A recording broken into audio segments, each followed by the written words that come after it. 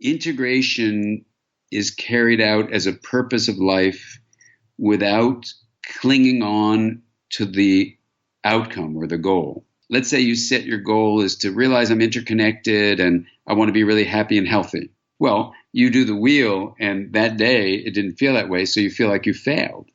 So part of what I think a lot of wise people have said over the years is set your intention in what you might simply call a positive direction. That's your intention to cultivate more integration in the world today.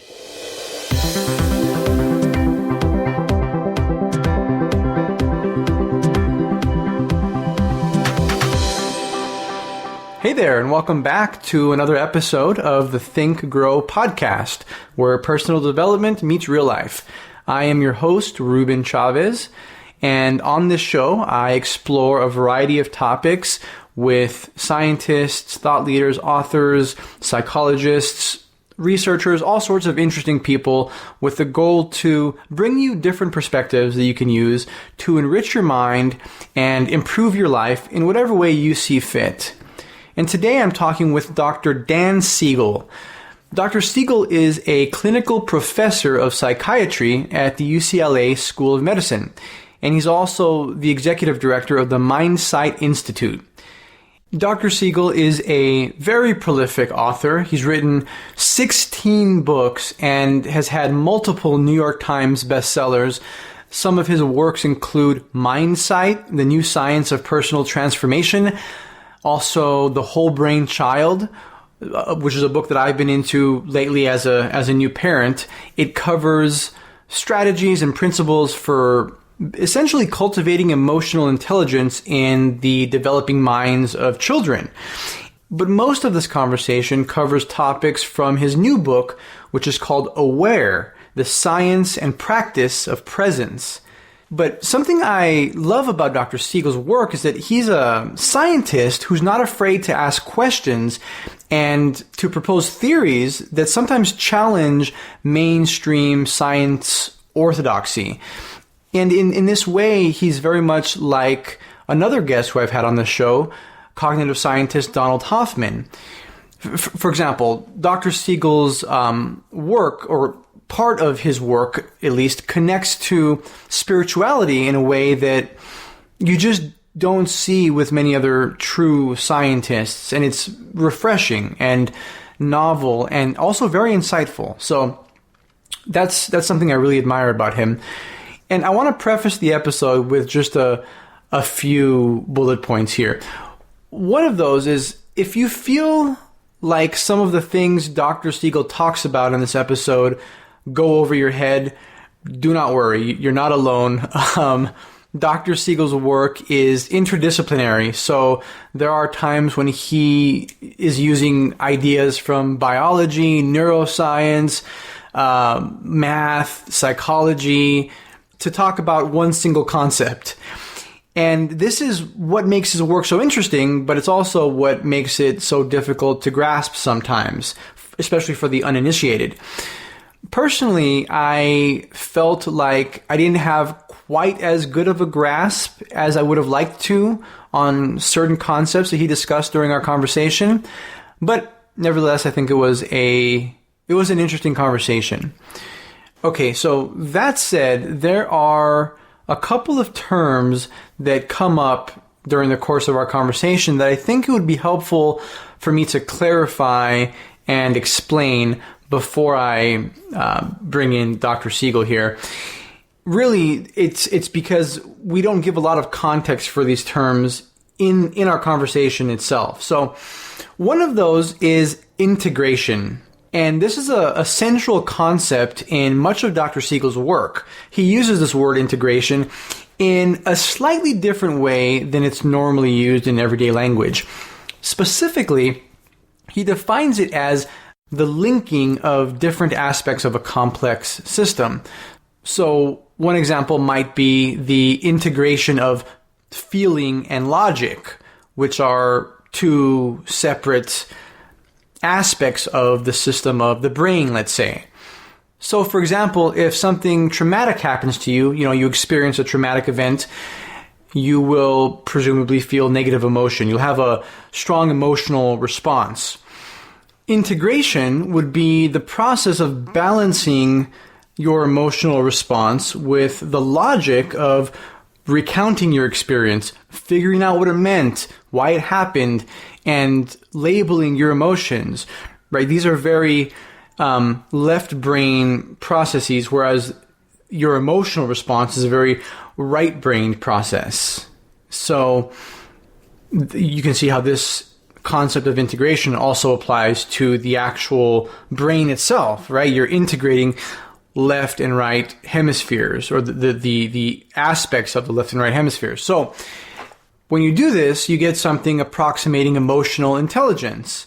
And when you don't do this, you would become unbalanced. This is just one small example of integration. There are many more. But the result of integration, Dr. Siegel argues, is kindness, resilience, health, and overall harmony, right? So integration is the foundation of mental and physical health, essentially. A lack of integration, however, results in chaos or rigidity, which are two extremes. And just as a side note, I was realizing as I was reading Dr. Siegel's book and as we were speaking on this podcast, that this concept of integration is similar in many ways to something that I talk about and have talked about on this podcast and on my blog. And it's a principle I refer to as maintaining balance, or sometimes I call it embracing paradox. And if you want to know more about this principle, you can look up my series, The ABCs of Self-Development, or the podcast episode, Making Sense of Self-Development. But anyway, there are some parallels there between the two theories, let's say. And I actually found that quite validating. Obviously, his work is more robust and much more fleshed out, but at least it points in similar directions. Okay, so finally, the last thing I want to touch on before I bring in Dr. Siegel here is the wheel of awareness. And this is another very important concept and tool in Dr. Siegel's work, and especially to understand this conversation.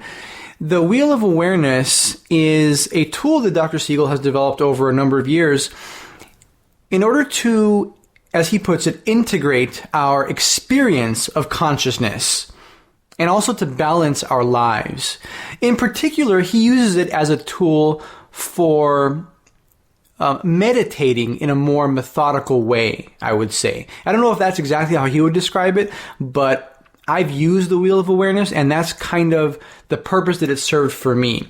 It provides a structure for meditating to a degree, but it can also be used in other contexts, not just in meditating. Anyway, I'm going to describe the wheel of awareness for you, but there is an actual illustration of it on the show notes page on my website for this episode. So you can go there to take a look at it. Okay, so let me describe the wheel of awareness for you. Go ahead and picture a bicycle wheel where you have the hub in the middle of the wheel, right in the center, and then you have the spokes that connect from the hub to the rim. And then, so there's three parts. There's the hub, the spokes, and then there's the rim of the wheel. Okay, so that's basically all you need to know for the structure of the wheel. Now, the hub of the wheel of awareness represents awareness itself, the state of being aware of something. Like you're aware of me talking right now. Now, the outer rim would be things that you can be aware of. It represents the known. And so, for example, like my words are producing sound right now, which you're perceiving in your consciousness. And that would be part of the outer rim of the wheel. So something that can be perceived would fall into the outer rim of the wheel. And the outer rim is broken up into 4 different parts. So you have your 5 senses: sight, taste, sound, smell, touch. And then you also have your bodily sensations, which are more, the automatic processes that go on in your body. Then you have mental activities. And then you have interconnection, which is the feeling of being connected to a larger whole. So these are things you can be aware of, and they're four very broad categories, and there's many things that fit into there. So at the center, you have awareness itself, and then the outer rim represents things that you can be aware of. And then the spokes that come out from the hub and connect to the rim, those represent attention. So you can be aware of your senses, let's say, through focused attention. Okay, and so this is the basic structure of the wheel of awareness. And so one of the things that the wheel of awareness aims to do is it helps to differentiate the components of consciousness so you can link them more effectively. And Dr. Siegel will clear this up a little bit and flesh this idea out a bit, but I just wanted to at least explain the wheel of awareness so you have some context for it when we start talking about it. Okay, enough of that. I have gone on far too long and taken up far too much of your time, but I hope that you will see how that was helpful once you get into the episode. Here's Dr. Siegel. For people who aren't kind of familiar with your work right off the bat, how would you describe the kind of the general theme of your research and what you've been trying to figure out, the questions that you've tackled through your research? Is there like a through line that you could say? Well, I come from the background of being a physician, so I take care of people. And I'm also trained as a psychiatrist, so I'm a psychotherapist. And in addition to that, I'm a scientist, so I ask kind of questions like what is the mind and what is mental health. And then I'm also an educator, so, I work to see how to translate these science and clinical ideas in ways that people can, absorb them and find them useful. And then I'm also, someone trained in development. So, I try to help kids and adolescents and adults or anyone who once was a kid or adolescent to grow. And, so I combine all that and, people often ask me, well, what's the field called that you work in? And, we have a name called Interpersonal Neurobiology, which is just a fancy word for the interpersonal means what happens within you, and the personal is what happens. Inter is what happens between you and the world, with other people or nature. The personal is what happens within you. And the neurobiology is just to remind us that, we do live in a body that has a whole science behind it that you can study. And so we combine all the fields of science together into one framework and then look at things like what is the mind and ask questions like what is mental health. Yeah, and it is very interdisciplinary. I mean, your work pulls from a lot of different fields and practices. So the books and the work that you've written a lot of books, over a dozen, I think. And the books that I'm most familiar with of yours are Mindsight, Whole Brain Child, and Aware, your newer book here. And something that's just so interesting and exciting and I'd say encouraging for me is to see the parts of your work that kind of bear out these, let's say, spiritual and mystical kind of truths, this age-old wisdom, that we find in Buddhism and other traditions. And I'm sure this is not the first time you've heard this because it's striking. And I think a lot of your work, in particular, Awake, really does that. It helps put age-old wisdom into kind of more scientific language. Are you familiar with like Eckhart Tolle and his work? Yeah, Eckhart had me be the first scientist to actually address his work at the opening of his Tolle Foundation a couple of years ago, and it was a beautiful gathering. They gave me a few hours to meet with a whole assembled group and to dive into the kinds of things we talk about in the book Aware, and then do the wheel of awareness for the whole group. And Eckhart did it. So yeah, there's some amazing moment where some of Eckhart's teachings or the ancient teachings, which I'm not trained in, but I'm, always invited by people who are practitioners of different disciplines, the Islamic tradition, the Jewish tradition, the Christian tradition, the Hindu tradition, the Buddhist tradition, native peoples traditions in North America or in Polynesia. It's amazing that across all these different wisdom traditions, let's just call it that, whether they're called spiritual or religious, there's some, common ground, which E.O. Wilson, the biologist, uses a wonderful term, consilience, for when independent suits come up with a common findings. And so what was fascinating about that journey for me is, I'm not trained in any of those areas, but the conclusions from a cross-disciplinary consilience search emerge with certain findings that are amazingly consilient. That is, they're similar to what wisdom traditions have been teaching for thousands of years sometimes. Yeah, and things kind of are all one thing, and that's the direction that the research is going. And I'm wondering kind of your thoughts on that. Are we going to ultimately get so good at describing it that we have a theory of everything, so to speak? Yeah, that's a really interesting question. I don't know if we'll have a theory of everything. I know there's people who are looking for that and proposing that. For me, as a clinician, I look for things that are helpful to be in a practical way supporting individuals and families and communities and maybe even the planet's well-being. So I'm looking for helpful things. As a scientist, I'm looking for, I'm looking for true things. So, what do we know about the nature of reality? And I guess when in my own journey, combining those two ways of being, as a clinician and a way of being as a scientist, I wrote this in a book called Mind. The subtitle was A Journey to the Heart of Being Human. This a kind of a view that seemed to fit all the different sciences that we use in interpersonal neurobiology.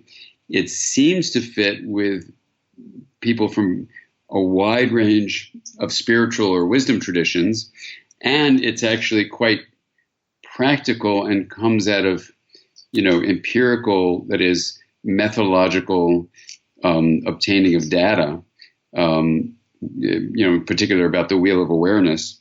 So that view, I'm happy to share with you, has been really exciting because it wasn't trying to be like a theory of everything, and I don't think it is a theory of everything, but it's basically a conceptual framework that serves to say, what is the mind, and even says, let's explore what a healthy mind is.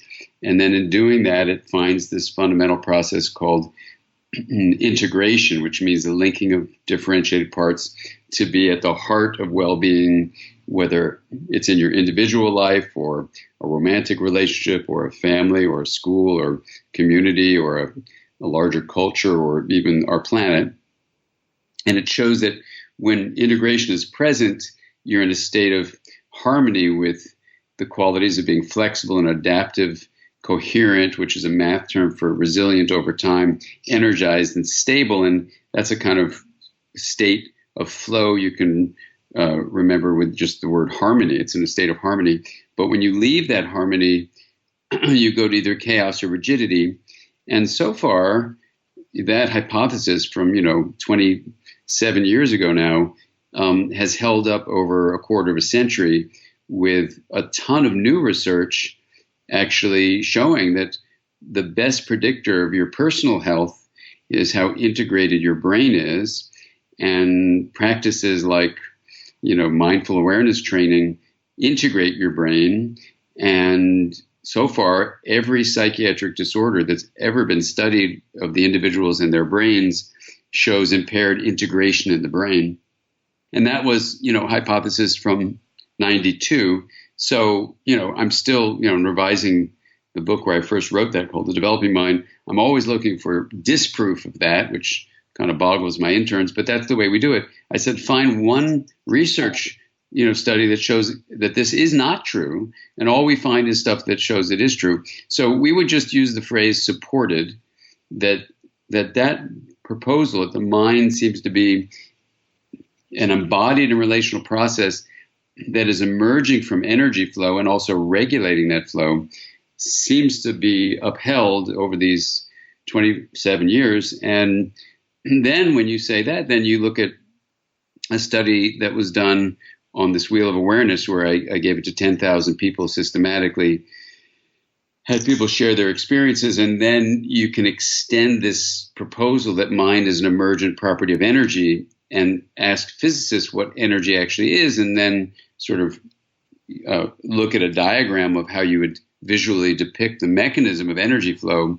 And we can get into that if you want. But then what emerges is a proposal of what consciousness is, what it actually comes from. And that correlates with a number of wisdom traditions and poets and artists and all sorts of folks. It seems to be conciliant across a wide range of human endeavors to understand the nature of reality. Okay, so there's a lot there. And I wanted to talk with you about integration because I think that's one of the more important themes of your work. So can you kind of unpack that a little bit more so we can understand that the integration, this is the harmonious relationship between chaos and rigidity? Is that one way of looking at it? No, I wouldn't quite say it like that. Although that's an interesting way to say it, and maybe that is true, but I don't, that isn't, no, I wouldn't say that. It would be more like if you can imagine a river where the river is flowing and one bank of the river is chaos, the other bank of the river is rigidity. So if you're going to be in health, you want to be in the flow of the river, but some people get stuck on either bank and they're no longer in the river. So it's basically, if I know a lot of people don't like math, and I'm always intrigued, because since I talk to so many different folks, parents and teachers, and even people who work in the wisdom areas, a lot of people in these different areas really don't like math and science.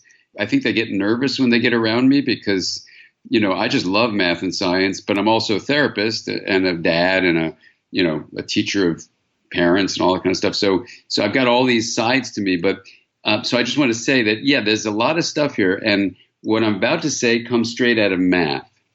And a lot of people have like a very big allergic reaction to math, probably because of what happened in school. So I want to apologize ahead of time. But the math of it is this. If there's a complex system, which is basically a bunch of stuff like water molecules and air molecules of a cloud, and they're capable of being chaotic, and they're open influences from outside of what you would call the system. And also they're nonlinear, which means a small input at one time leads to a large result. Then what you say about that complex system, it has what's called emergent properties. Now, this word gets some people upset because they think it's just some soft, gooey, feel-good term, but it's actually a math term that says that these, in the case of a cloud, the water molecules and air molecules are going to bump into each other. They're going to interact with each other. And what arises from that interaction is just called emergence. It emerges. So you get phenomenon a phenomenon that happens, or phenomena, many of them, that happen where the whole is greater than the sum of its parts. Take the shape of a cloud, for example. A shape of a cloud cannot be created by a single water molecule or a single air molecule. It's the whole thing creating its shape. So we can sit on Earth, look up at the sky, and see beautiful shapes of clouds. That's an emergent property of the complex system of a cloud. And one of those emergent properties is called self-organization. And, this is all math talk I'm saying. And so the first thing to say is I think the mind is an emergent phenomenon of energy flow. And the location of that flow is both within your brain in your head and within the whole body. So we use the term embodied. So it's fully embodied. It's not what Hippocrates said 2,500 years ago, or William James, the father of modern psychology, said, 125 years ago. It's not just a brain property. And this gets some people upset, but I think the mind is fully embodied, not just enskulled. And the other thing I think that fits with anthropology and sociology and linguistics and various fields of, my field of attachment research, is that the mind is also a relational process. And what relationality and embodiment share is energy flow. So right now, Ruben, between me and you, and also between us and everyone listening, there is energy flow that's happening in the form of information. So energy, like these sound waves, can be just pure energy. If I go blah, blah, blah, blah, blah, blah, blah, it's just pure energy. But if I say hello, in English, that is a greeting. That's me reaching out to you to say I'm here, right? So that's information. It's energy information. So the bottom line is, and I want to take a deep breath and pause here because I know I'm saying a lot. And maybe I'm a little energized because it's such an intriguing question you're asking. But when you do look at it this level of depth, which many, many people do not, and many scientists do not, and it's been quite a lonely journey. I'll just be straight with you about that. But I've kind of stuck with it, even though a lot of academics make fun of me for saying the mind is beyond what happens between your ears. But I just feel not only deeply about it as an educator and parent person and a attachment researcher and a therapist, but I also, as a scientist in general, feel we have really inhibited our growth as a field of mental health because we bought into the limited view that the word mind simply means brain activity. It's just part of a much bigger story. No, I know you did say a lot there, and I'm sure the answer to the question I'm about to ask was wrapped up there. But can you kind of encapsulate the difference between the mind and the brain in your view? Because you said that the mind, I believe you said the mind is an emergent property of energy flow. Is that correct? That's the proposal, yes. Okay. And the brain is just a physical mass of neurons and other things. Yeah, I mean, right. Yeah, I would agree that it's a physical mass. I wouldn't say it's just, because it's pretty fantastic and intricate. But it is, when we use the word brain, first of all, there are three brains in your body. You have one around your intestines, one around your heart, which are actually the first brains. So the third brain, but we just use the word brain for it, so we'll go with that, is the head brain. And, there are about 87 billion, but let's just say 100 billion, just to round it up, 100 billion neurons, with all these huge interconnections among the neurons with each other. So there's trillions of connections called synaptic connections, and there are supportive cells called glial cells. And at this moment in time, the general way we understand brain structure and function is that the connections among neurons enable electrochemical energy to stream in intricate, parallel distributed processing ways. That is like a spider web set of interconnectivity. So we're really these days in neuroscience focusing on the interconnections of what's called the connectome. And if you look at the Smith et al. Paper in 2015, you'll see that the number one, actually the only neural correlate of every measure of well-being they could find was how interconnected the connectome is. And what that means basically is how the differentiated areas of the brain are linked. So in our vocabulary, we would say that the Smith et al. Paper supports the hypothesis that an integrated brain is a healthy person. And now that just is the brain. Then you can say, well, why not just say the mind is what the brain does? And the reason that you would go beyond that for mind is because mind also includes what happens in your heart and in your intestines and in your immune system that's streaming through your bloodstream, and your hormones, and it has to do with all sorts of ways energy is fully embodied, not just in skull. So that's the first thing. But then what happens between people, one-on-one, or one in a family, or one in a culture, or one with nature, these patterns of energy and information flow that are shared between the individual and, let's say, the forest. Just think about forest bathing, or the recent studies on what happens to you when you're deprived of nature, or what happens to you when you're deprived of human contact. The mind requires relationality, because energy and information flow is definitely broader than the head brain, and it's bigger than the skin encased body. So energy and information flow is what the mind is emerging from. And one of the properties of mind, besides subjective experience, consciousness, and information processing, is a fourth facet of mind that you can simply call the mathematical term self-organization. And that's where the notion that integration is health comes from. The proposal that the mind is this: the embodied and relational. So it means it's bigger than the skull, it's the whole body, and it's bigger than just the body alone. It's relational, interactions with people and the planet. It's the embodied and relational emergent self-organizing process that is a property of all complex systems. So we're not going out of science here, we're just building on the science of mathematics. So it's the embodied and relational emergent self-organizing process. And what's it doing? It's regulating, which means you have to monitor and modify something. It's regulating energy and information flow where? Within the skin encased body, including the head brain, and in the relational world. So that's a definition from 92 that so far thousands of studies support it. Not a single study goes against it. And that doesn't mean it's true, but now, 27 years later, I'm pretty pumped that in this third edition of The Developing Mind, I can review these thousands of articles. I just finished it 2 days ago, and say, look, that hypothesis that people get so upset about, to say the mind is bigger than the head brain, it looks like it was worthwhile sticking to that view. I want to take a brief moment to talk about one of our sponsors for this show, Skillshare.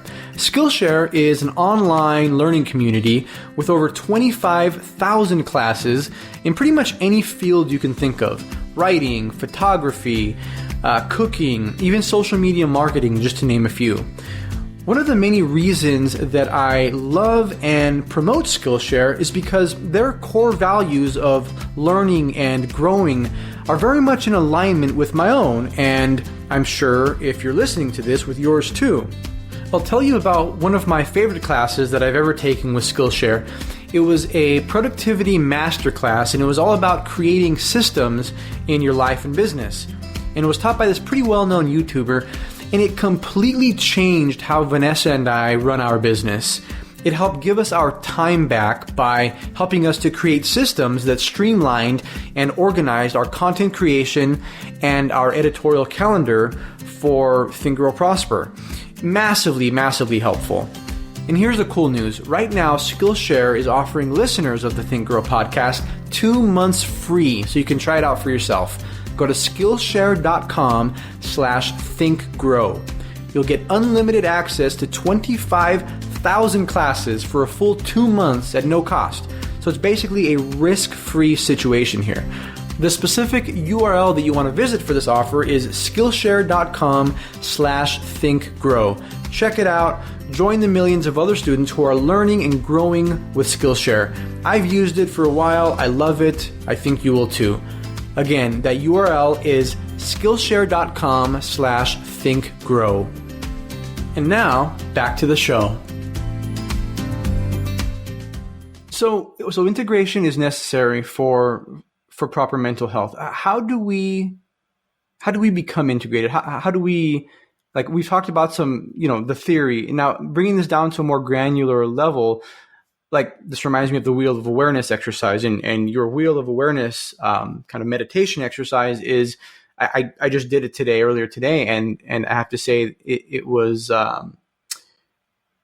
one of the more profound meditation experiences I've had. I feel like it allowed me to be present in a much more real way than I have been before, because it walks you through these well, you can kind of go over the wheel of awareness, but it walks you through so many different types of sensations and things in your awareness that you can focus on and make part of your practice. So anyway, I wanted to mention that because I have a feeling that this is tied to integration somehow and to helping us become more integrated. Yeah, well, Ruben, first of all, you're absolutely right, but I would like to hear, and maybe everyone else would too, what the experience was like and how it felt. And I'll just give you like the 30-second, response to your question, then maybe you can say what it was like. But basically, when you take the idea that integration is health, then you say, well, that means linking differentiated parts of something. And we have 9 domains of integration we could talk about. But the first of those 9 is the integration of consciousness. And that is basically where you say, okay, well, if consciousness seems to be needed for change, like in therapy or education or parenting, you got to have the person growing and changing conscious. So then you say, okay, what if you integrated consciousness? So that led to the creation of the wheel of awareness as a practice in my therapy back in the 90s, where we would step around this table I have here, just right here where I'm talking to you from and speaking to you from. And what happened was the center of the table could represent the knowing of consciousness. It's a glass center that we call the hub. And then the outer wooden part of the table we call the rim. And that's where we put the knowns. Like, the first segment is, the first 5 senses, hearing, seeing, smelling, tasting, touching. You move a spoke, which is this thing that is holding up the table, the spoke of attention over to the second segment. And that's the interior of the body, like muscles, bones, internal organs, like the heart and lungs.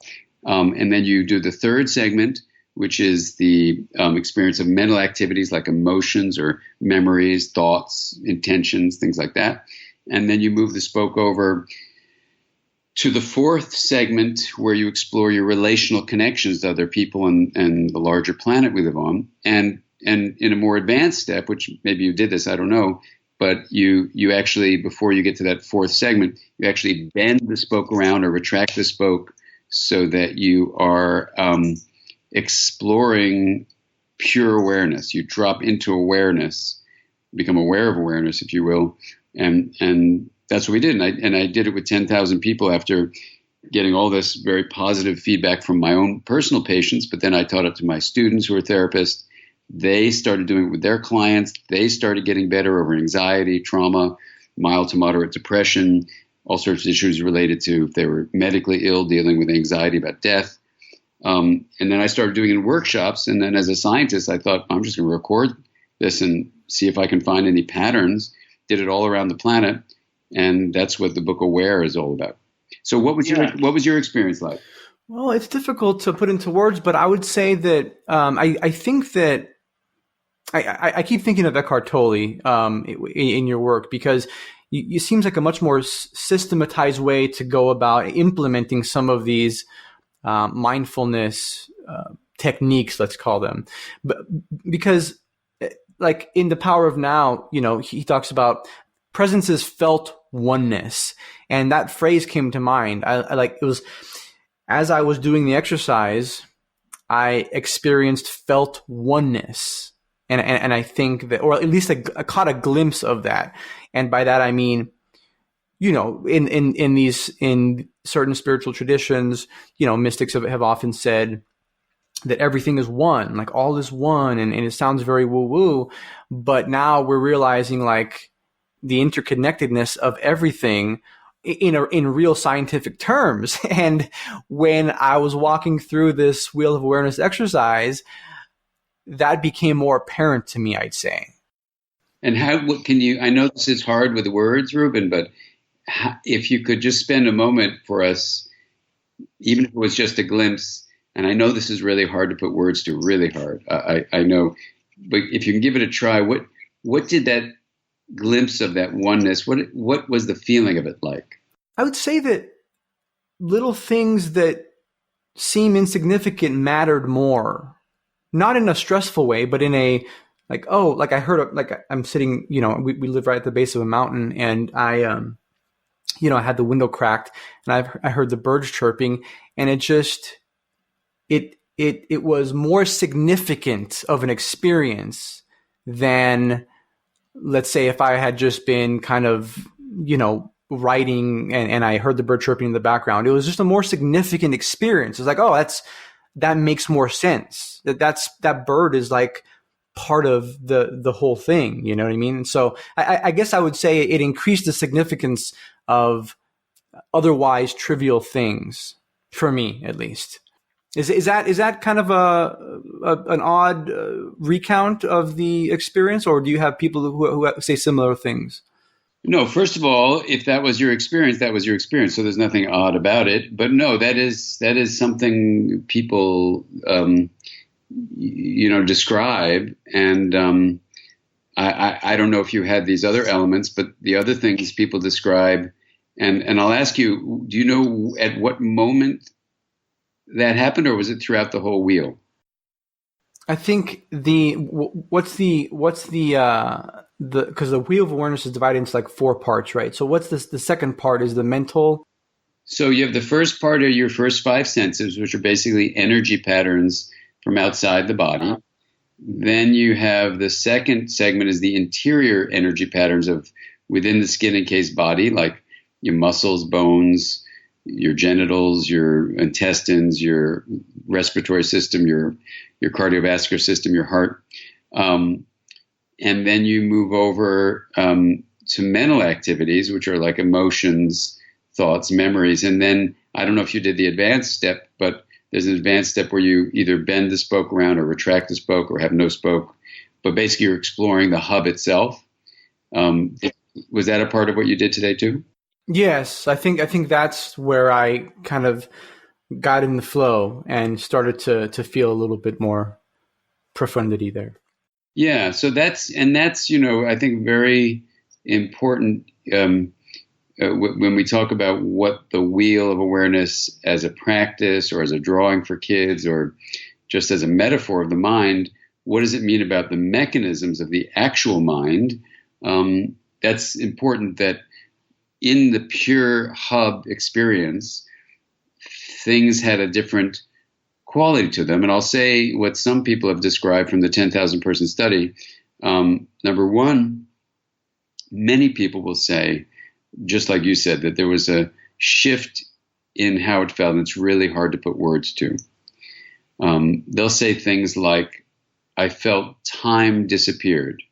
And I don't know if you had that experience, but things became timeless. People will say they felt connected to everything.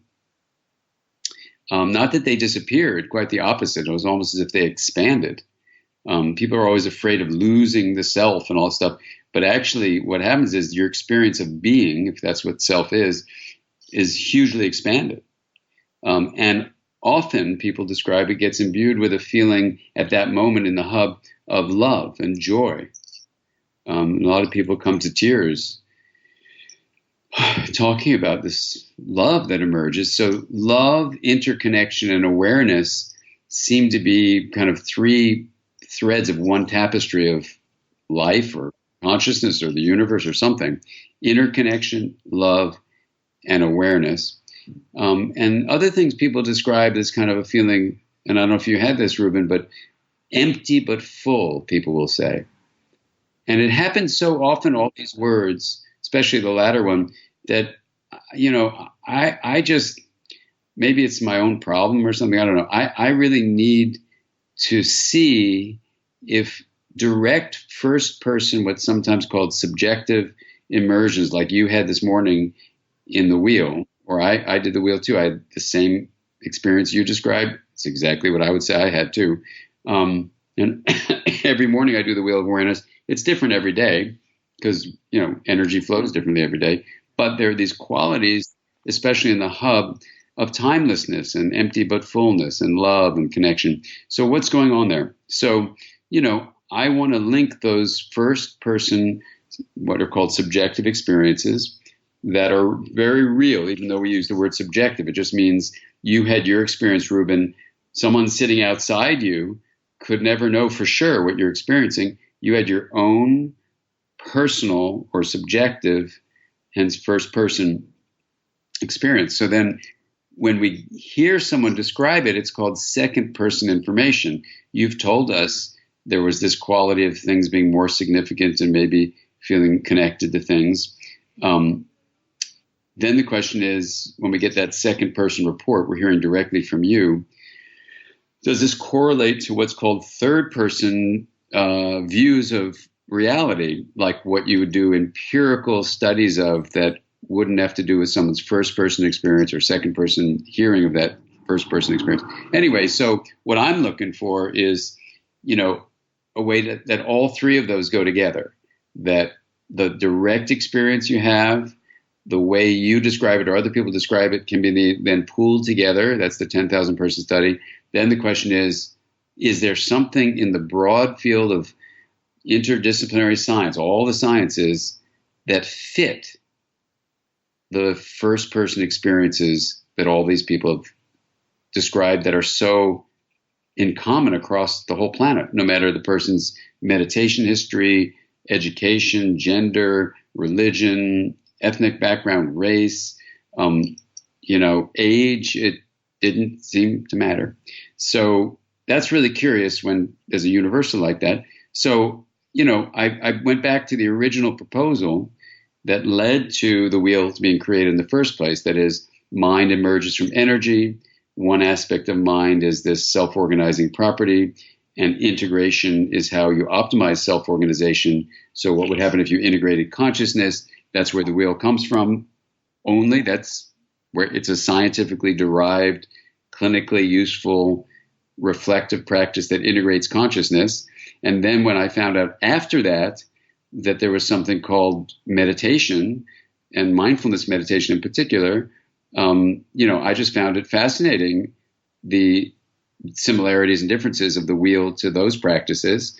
And then it turns out that the wheel has three of the research established fundamental pillars of mind training that have shown to lead to so many positive things. Those are focused attention training, which you do in the first two segments of the wheel, open awareness, which you do in the third segment and bending the spoke around, and then developing kind awareness or compassion, and that's in the fourth segment.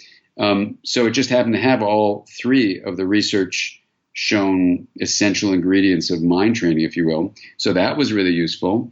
But this question still remains, because there's nothing in the mindfulness meditation world that I can see that says what the mind is or what in the world is going on with consciousness. So with the wheel, I took the original proposal, mind is an emergent property of energy, went to physicists, and then said to them, the experts in energy, what is energy? And I was living with 150 physicists for a week in an old converted monastery. And it was amazing. And ultimately what they said in these long walks and talks we had was that whatever form of energy, electrical, chemical, sound, whatever it is, all the processes of energy in the body and the brain in your head, they all come down to the movement from possibility to actuality. And although that's an initially baffling statement, energy is the movement from possibility to actuality. When I graphed it out on a diagram, everything fell into place. The 10,000 person study was in the middle of being done, and it fit with exactly what this diagram, which I can describe to you, is, and it's all in that book, Aware.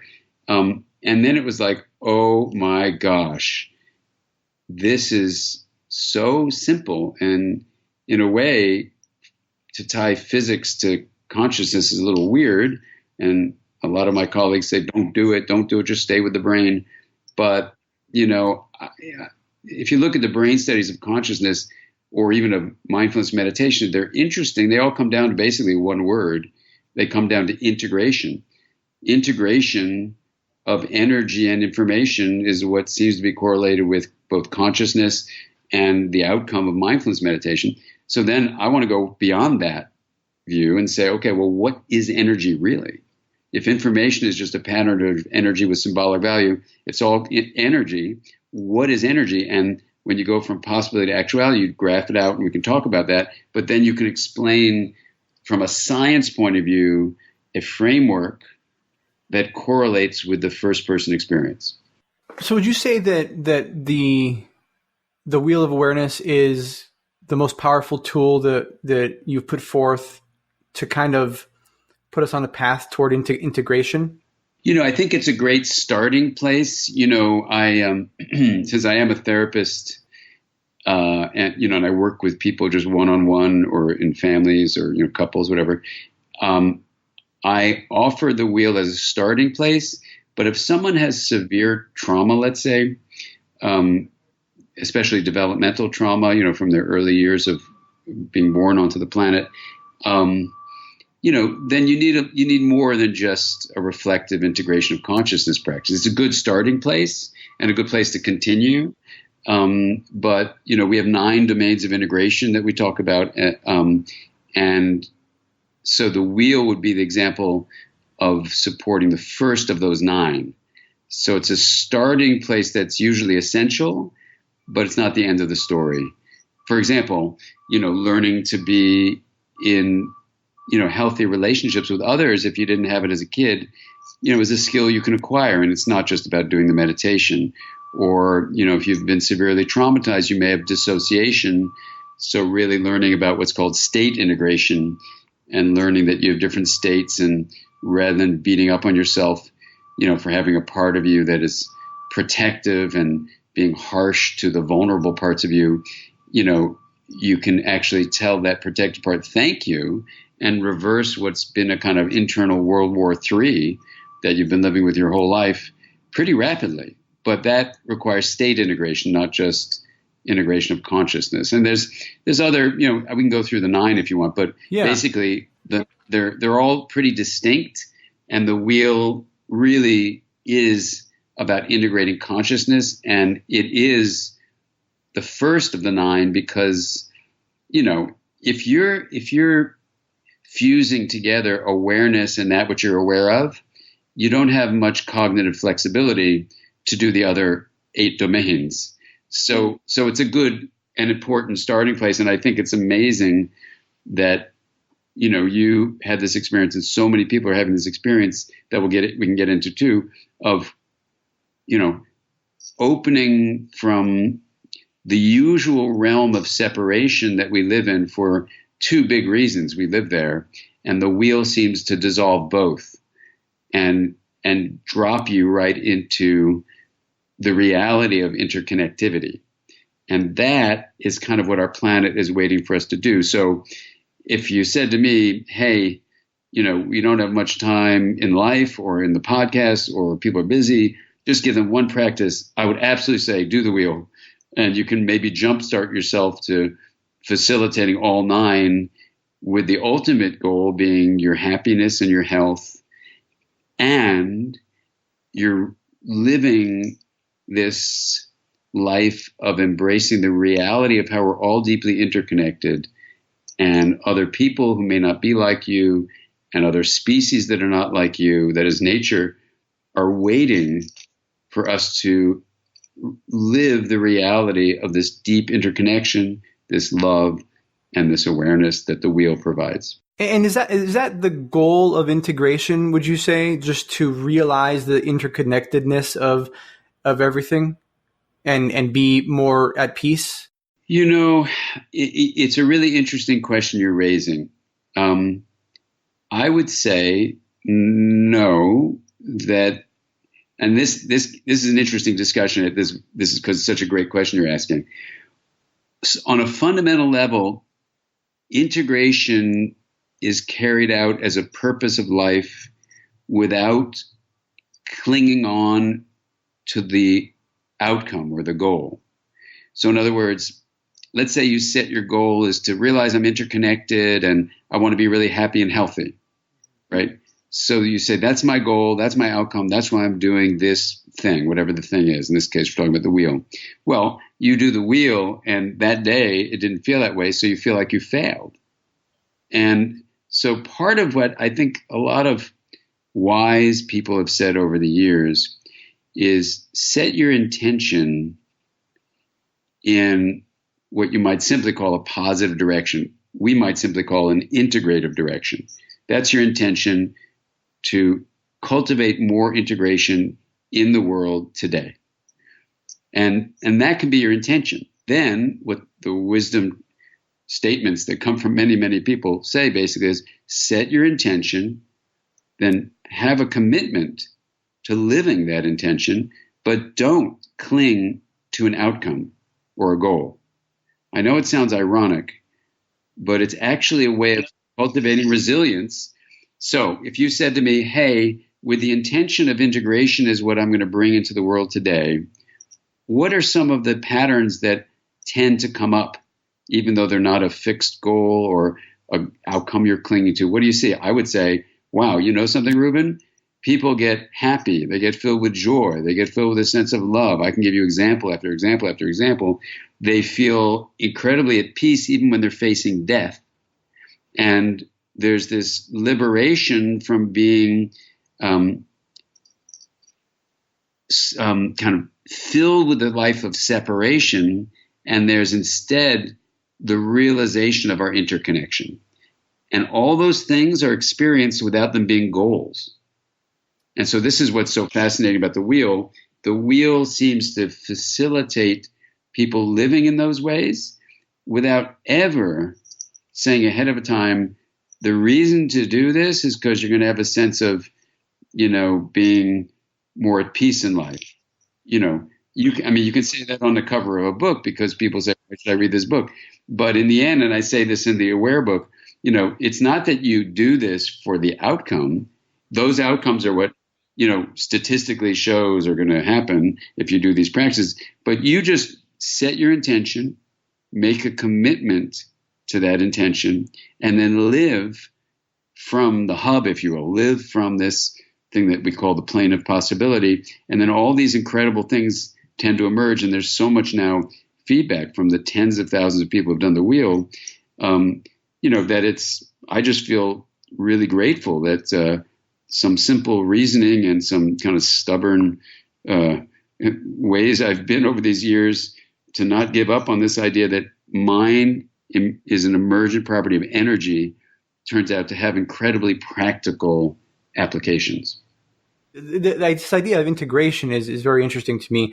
And I kind of want to concretize it as much as I can for my audience, because I think that it's one of the more powerful themes of your work.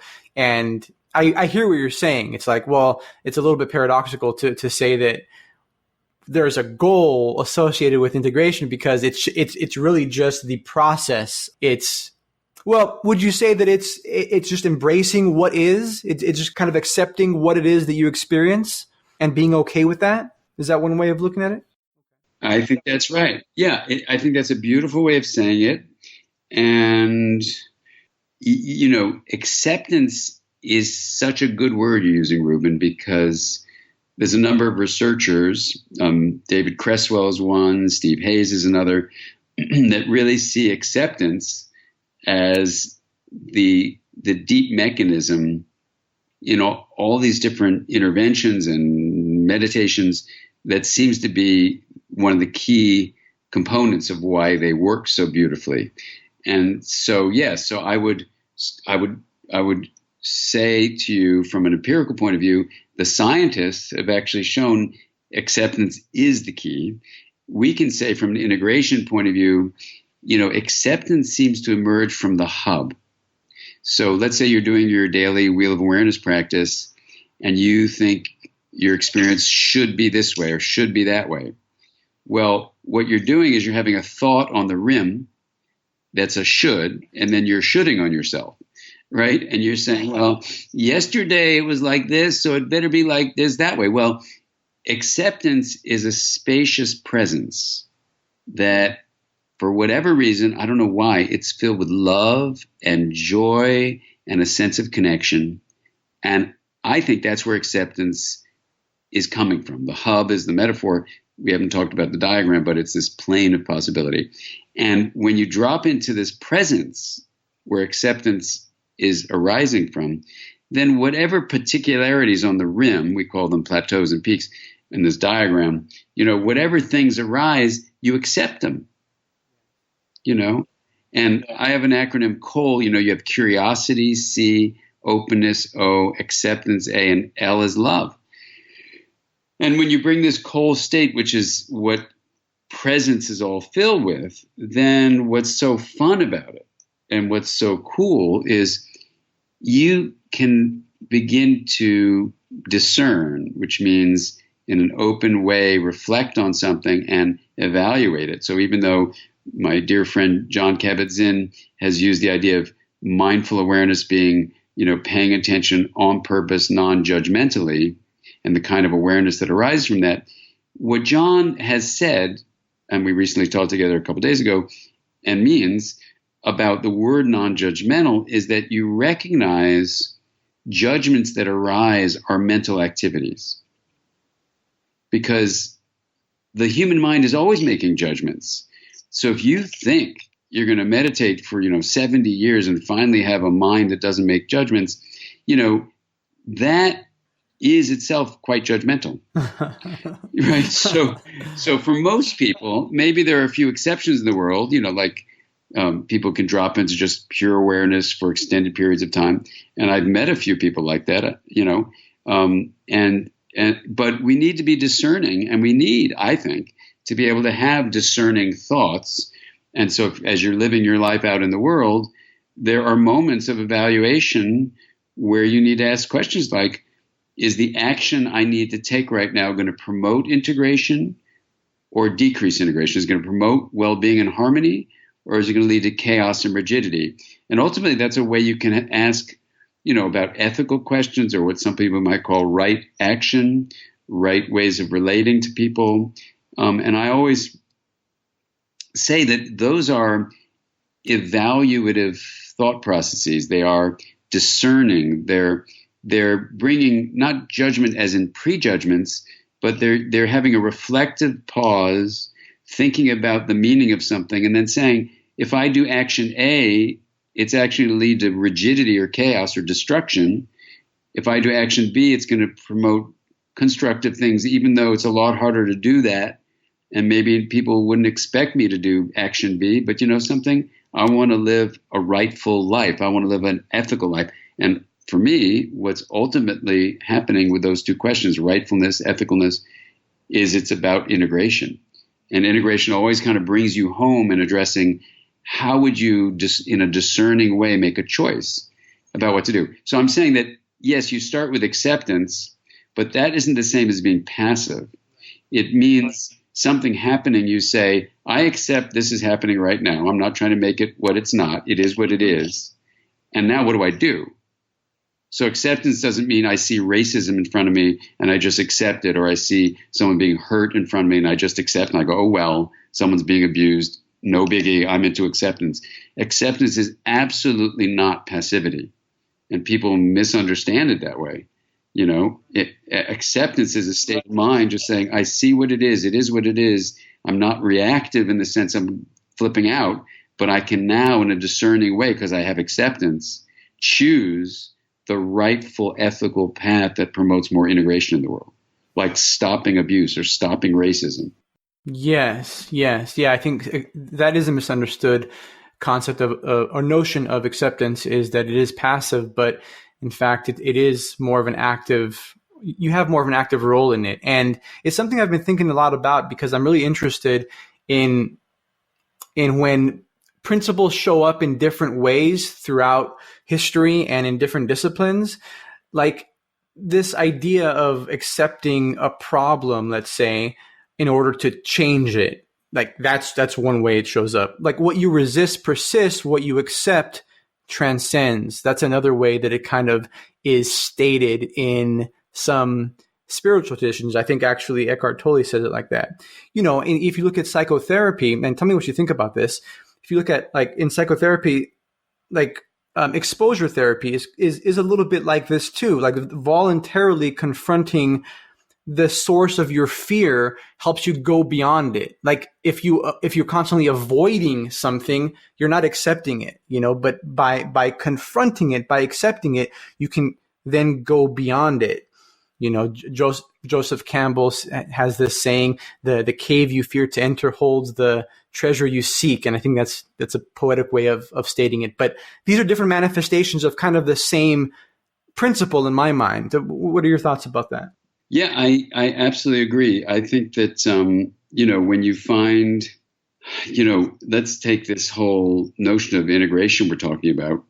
When you find a path that can be almost like an intentional stance, it allows you to live actively in the world and with a kind of guidepost on how one can act and what to do with one's life. So, for example, if you are just living in a cave, whether that's literally in a cave or choosing, not to be engaged in the world of everyday life, then it's possible to just say, I'm going to just be in pure awareness and not think about things and things like that. And there's a beauty to that. There's a deep truth in that. What I have been involved with is people who are actually living in the world, seeing the wrongs in the world, whether it's about,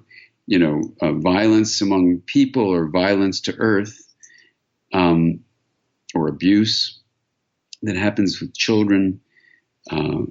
So many things in the world need active, discerning actions, and they need to be done collectively. So the wheel of awareness is one beginning to saying, okay, what do I do to actually enter that spaciousness that someone in a cave might be living in? That's fine. That's beautiful. And then how do I use this spaciousness of the hub, what we call the plane of possibility, to live from that place, not just in that place. And now you go out in the world and you leave your cave, and in a sense, you take your cave with you. You are, and this is the exciting thing I think about the framework, is you're saying, I can actually have the sense of the infinite and the reality of the timelessness of these basically experiences I have diving into what physics has demonstrated is what I think is going on, is in the realm that is of the pure energy microstate, electrons, photons, things like that. These small things called quanta of energy have a realm, a set of mathematical properties that seem to govern what happens in that realm. Kind of like when you swim, sometimes you're doing the breaststroke, you're underwater in the underwater realm, you come up for air, you're in the air realm. You have two realms when you swim. It turns out that 99% of people don't know the following scientifically established fact, that we have two realms. And the wheel of awareness, I think what it's doing in the pure hub experience, it's dropping you into the microstate realm that is the quantum realm, where there's no arrow of time, there's no directionality of change, and it's basically what's called the quantum vacuum, or the sea of potential, where all basically the formless source of all forms rest. So there aren't forms there, it's formless, but the potentialities are there, it's potential energy. And what arises from that plane of possibility, that sea of potential, that quantum vacuum, are all the actualities that can emerge. And that's the quantum realm. So it has the qualities of timelessness. I think for whatever reason, interconnection and love and awareness arise from that. Why that is, that's a whole nother layer of things to talk about that I don't know about. But it's very different from the rim of the wheels. That's all the hub. That's the metaphor. The rim would correspond to when energy has come out of that plane of possibility into plateaus and peaks, where you have attitudes and intentions as plateaus, states of mind as plateaus, but then from those plateaus you have particular subsets of peaks that are actualizations of emotion, memory, thought, things like that. And when you see it this way, what's absolutely amazing is when you go out in the world to try to reduce racism or to reduce poverty or to increase how people are fed throughout the world, to decrease, the disparities among the poor and the wealthy, to find a way where people can have a richer kind of life, to protect species, to reduce carbon emissions. All these things are outcomes of impaired integration that you're trying to address. You need to have plateaus and peaks to take action in the world. You don't just sit and hang in your plane of possibility. Now, you can live from the plane, that hub of the wheel, and you can learn to live from the plane, to love from the plane, to lead from the plane. All these ways give you resilience, and that's great. And you're out in the world doing your work, not clinging to what the outcomes of your actions will be, but realizing you can just live the life of intentionality toward integration, which comes from that plane of possibility.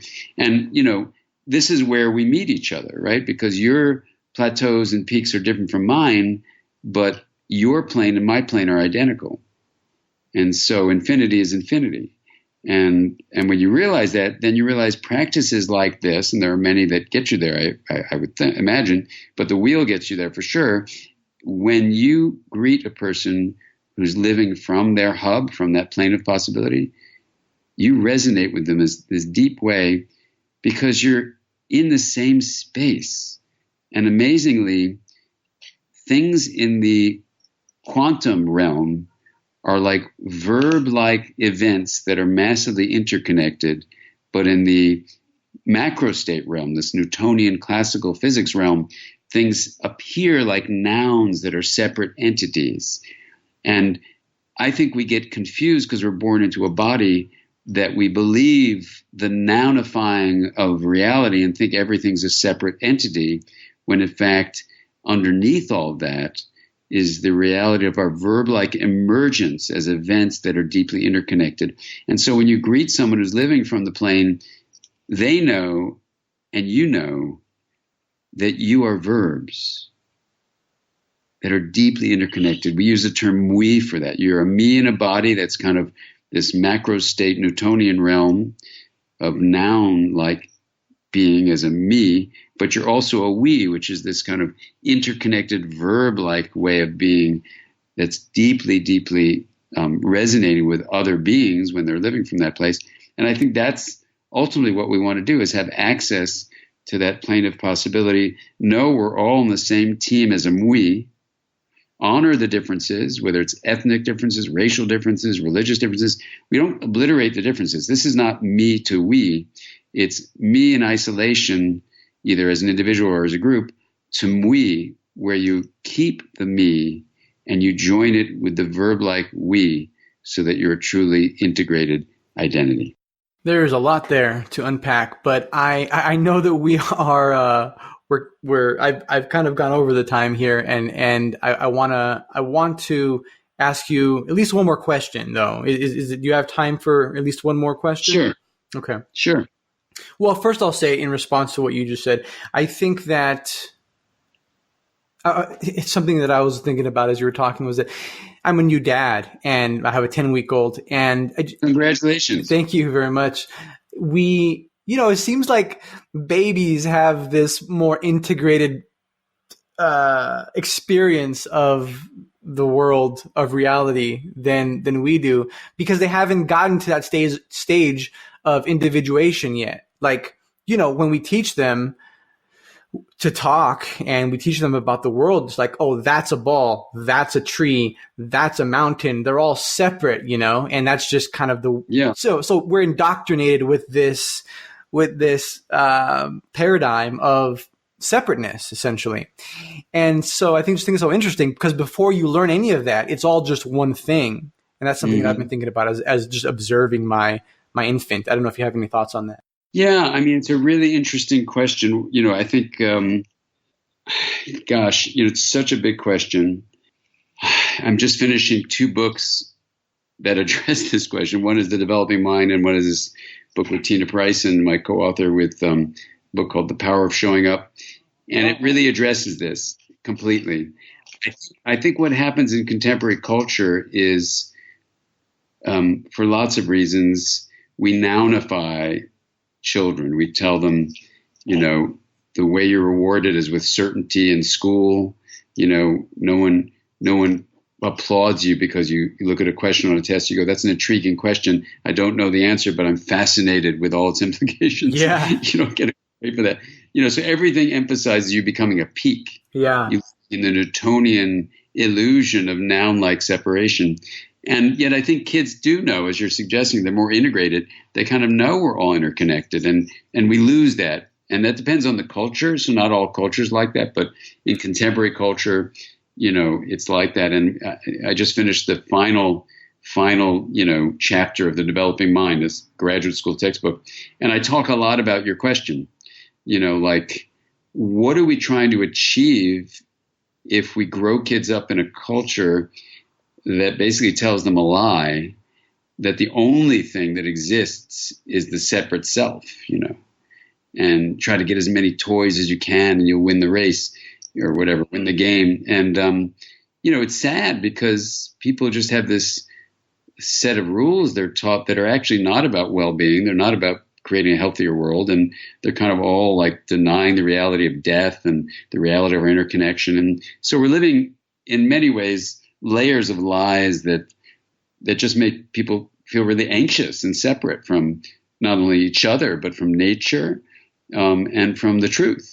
So I think we're at a turning point in this cultural evolution of humanity that we need to wake up to, these kinds of continually reinforced, Einstein called them delusions of our separateness, which means a psychotic belief.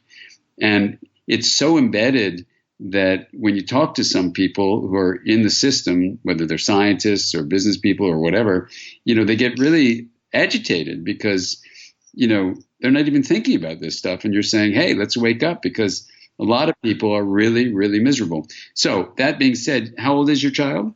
10 weeks. Oh my God, that's fantastic, Ruben. So, in all of my parenting books, I urge parents to weave into their parenting the centrality of relationships with other people and with nature, and to be aware that there's going to be a lot of cultural forces pushing your child to believe they're separate. They're going to have a name and a social security number and all these things that will reinforce that view. They may, walk through the park or walk with you at, or talking with you before they go to bed, have a feeling, God, we're really all interconnected. We're really all interconnected. And they may not find a place to actually talk about that. But now that we know there are these two realms, you can raise as a son or daughter. As a son. You can raise him to realize, hey, there are two realms. Like when we take a bath and sometimes you dip underwater and sometimes you're in the air, sometimes you're in the water. It's like two realms, air and water. There's also two realms the way we live. There's a timeless, interactive, interconnected realm. And there's a realm which looks like, the ball is over there and you're over here, and you get the ball and then you throw it to your friend. So your friend's in a body, you're in a body. And that's the separate noun-like thing where you're an entity. But there's also the experience of your love of your friend, and that's a relationality. And you can raise your son to remember this. And we have a whole school where we try to do this. And it's worked out pretty well where, if we make sure we raise kids to keep in touch with the truth, then I think you're absolutely right. That's kind of what your question is. Aren't they like in something that they lose? And I think that's absolutely right. I think that's what happens. Well, I have to say that I think The Whole Brain Child is my favorite book of yours that I've read. And so I'm sad that I didn't get to speak with you about that or about Mindsight, because I had some questions about that. But hopefully we can do this again at some point in the future and kind of get into that, because I think that we can have a really good conversation. I'm just getting my mind around some of your ideas and concepts. So I'm developing the language to speak with you more fluidly. And hopefully we can do this again and have another great conversation. I would love that. I appreciate it, Dr. Siegel. Thank you for your time. My pleasure, Ruben. Enjoy your sun, and I'll look forward to talking to you next time.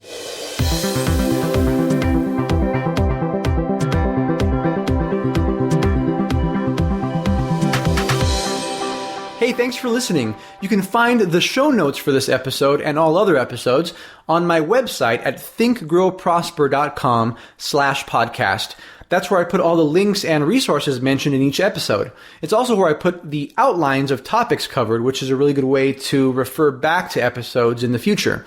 Lastly, if you enjoyed this episode, I'd love to hear about it. Feel free to leave a review on iTunes with your biggest takeaway. I make it a point to read all the reviews.